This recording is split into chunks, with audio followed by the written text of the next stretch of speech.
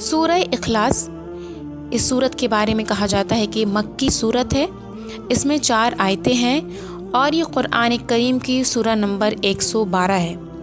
اس صورت میں اللہ رب العالمین کی توحید بیان ہو رہی ہے اور اس کو کثرت سے پڑھنے پر اس میں اجر و ثواب بھی ہے۔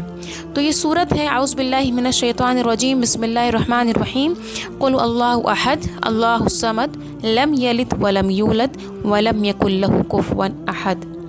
حدیث ہے کہ نبی کرم نے فرمایا قل اللہ احد، یعنی جو اس صورت کو سورہ اخلاص کو پڑھتا ہے تو یہ اس کو تہائی قرآن مجید کے برابر ثواب ملتا ہے، اور کثرت سے پڑھنے پر تو اجر و ثواب ہے ہی۔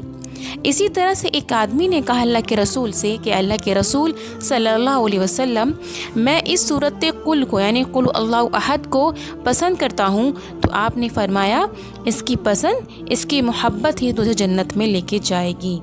تو اس صورت کو کثرت سے پڑھنے پر اجر و ثواب ہے۔